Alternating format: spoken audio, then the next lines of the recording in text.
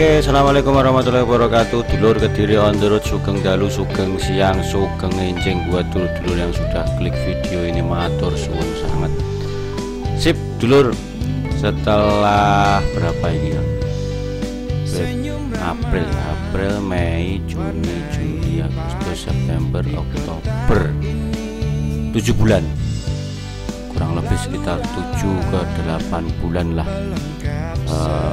Bandara Kediri dibangun di di 3 kecamatan, Kecamatan Grogo, Tarogan dan juga Banyakan, yang jelas dengan lahan yang sangat luas otomatis akan berdampak kepada lingkungan di sekitar pembangunan bandara, baik dari lingkungan masyarakat, lingkungan sumber daya alamnya, sumber daya manusianya, terus semualah pasti akan di daerah di 3 kecamatan itu khususnya pasti akan ada perubahan yang sangat besar di Kediri, Kabupaten Kediri maupun Kota Kediri, khususnya di 3 kecamatan itu pasti akan banyak sekali dampak yang ditimbulkan oleh Bandara Kediri, karena banyak sekali yang akan berubah, yang akan terpengaruh, yang akan terkontaminasi oleh pembangunan bandara ini.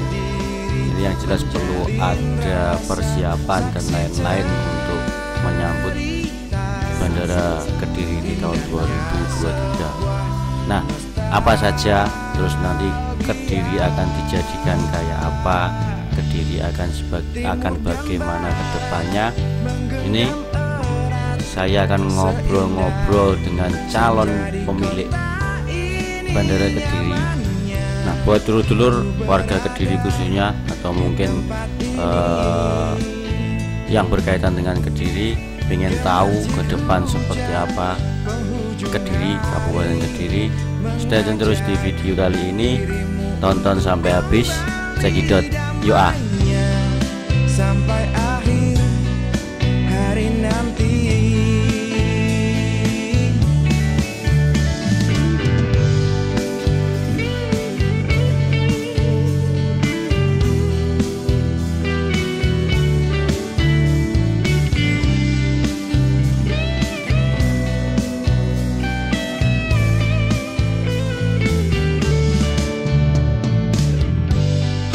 Bersahaja tempat di mana aku berada, suasana. Oke dulur, assalamualaikum warahmatullahi wabarakatuh. Ini hari ini nggak sengaja kita ketemu sama calon Bupati Kediri.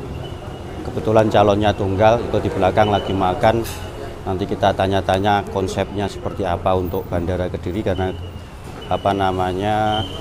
Kediri on the road selalu update tentang Bandara Kediri. Nah, kalau beliaunya nanti jadi, rencananya akan seperti apa Kediri. Sip, kita tanya-tanya dulur ya. Sip dulur, kita tanya-tanya Mas Dito. Sip. Siang Mas. Siang. Nah, ini dulur-dulur Kediri on the road pengen tahu Mas, konsepnya jenengan, programnya jenengan kalau jadi bupati, ini kan ada bandara Mas. Ya. Ini Kabupaten Kediri akan dijadikan seperti apa Mas? Jadi begitu nanti tahun 2023 bandara beroperasi, maka salah satu sektor yang paling berkembang pesat dan itu saya harapkan dan betul-betul akan saya genjot adalah sektor pariwisata. Karena apa? Karena kalau kita berkaca dengan beberapa daerah lain, contoh seperti Banyuwangi, begitu Banyuwangi membangun bandara, dulunya Banyuwangi itu terkenal dengan kota santet, sekarang Banyuwangi sangat terkenal dengan kota pariwisata. Begitu pula Kediri. Kediri ini sekarang sangat terkenal dengan pertaniannya, lalu kebudayaannya dan sebagainya. Artinya pertanian ini nanti akan kita garap, akan kita konsepkan supaya bisa jadi eduwisata. Lalu untuk budayanya, contoh seperti Tirto Kamandanu, terus Pamuksan Sri Aji Joyoboyo, situs Calon Arang, banyak sekali situs-situs peninggalan budaya yang ininya nanti saya harapkan bisa jadi destinasi wisata. Maka kalau bicara pariwisata itu harus ada instrumen yang saya selalu sebut dengan 3A. 3A apa aja Mas? A yang pertama itu akses, jadi harus membangun akses jalan, infrastruktur jalan maupun penerangan jalan untuk menuju ke tempat wisata tersebut. Contoh, Kabupaten Kediri itu punya di Kepung, bagian salah satu terujung dari Kabupaten Kediri itu ada Waduk Siman. Waduk Siman. Waduk Siman itu sangat bagus view-nya. Tapi jalan menuju ke Waduk Siman itu jalan tok es gak enek mulus-mulusnya belas. Nah, maka warga di daerah Waduk Siman itu sudah sangat getol sekali pengen bangun tempat wisata. Saya sampaikan nggak bisa jenengan bangun tempat wisata kalau akses jalannya belum ada, pelatihan juga belum diberikan. Jadi artinya begitu nanti akan ada bandara, yang pertama sektor yang harus digenjot adalah pariwisata. Yang kedua itu adalah UMKM. Karena hampir setiap hari ini saya nyicipi produk UMKM itu minimal 10 sampai 20 produk. Artinya kalau saya ambil cuma 10 ini dikalikan 300 desa, tidak usah 344, artinya itu ada sekitar 3.000 produk UMKM yang ada di Kabupaten Kediri. Nah, UMKM ini dari 3.000 mosok 200 produk aja nggak ada yang bisa bersaing di skala Jawa Timur maupun skala nasional. Jadi nanti perlu dibangunkan sentral-sentral UMKM yang berdekatan dengan bandara maupun yang ada di timur sungai bagian dari Kediri. Gitu. Kalau untuk pariwisatanya mungkin apa, Mas? Gambarannya jenengan. Pariwisata jelas yang pertama kali digenjot itu adalah daerah Lingkar Wilis dan Gelut, karena memang kalau Wilis dan Gelut ini sudah berlangsung. Jadi artinya sudah menjadi tujuan destinasi wisata orang yang berkunjung ke Kediri, tapi memang masih belum maksimal karena contoh seperti di Lingkar Wilis itu, di daerah Wilis itu kalau jenengan naik ke atas ke wisata Besuki itu jenengan pasti lihat hampir tidak ada penerangan jalan. Infrastruktur jalan sudah ada tapi masih belum lebar, jadi perlu ada pelebaran untuk infrastruktur jalannya. Lalu perlu juga kita lihat mitigasi bencana. Jadi wisata Besuki itu cukup rawan tanah longsor, apalagi kalau musim hujan deras itu resiko tanah longsor cukup tinggi. Jadi ada beberapa aspek yang harus kita lihat, mitigasi bencananya, infrastruktur jalannya dan sebagainya. Karena apa? Di Lingkar Wilis itu nanti, di daerah Wilis itu nanti kan akan dibangun proyek strategis nasional yang disebut dengan Lingkar Wilis. Itu menghubungkan beberapa kabupaten.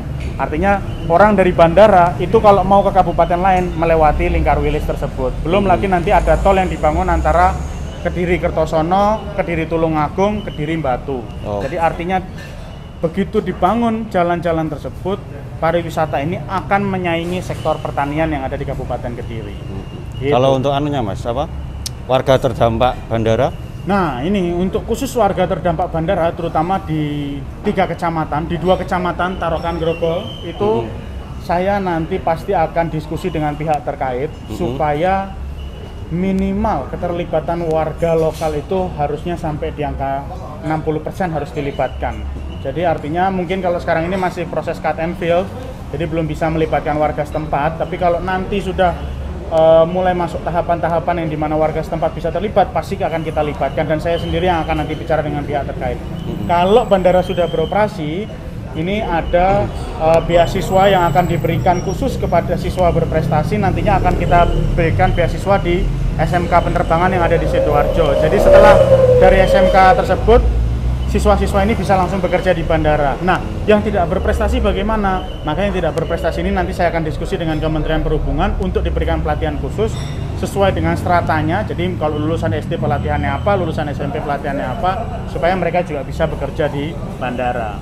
Siap. Itu guys. Untuk Lingkar Wilis itu rencananya mau diapakan, Mas? Apakah sudah ada gambaran mau ada wisata apa gitu? Jadi kalau Lingkar Wilis itu kan sebenarnya kalau saya lihat dari potensi wisatanya itu bisa bersaing dengan Batu.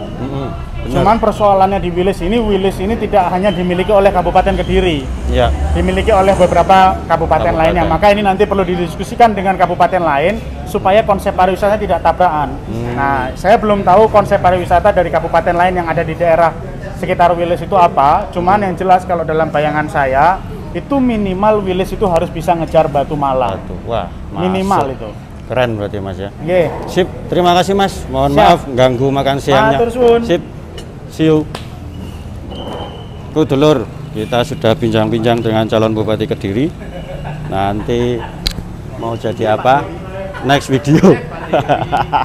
Sip. Assalamualaikum warahmatullahi wabarakatuh.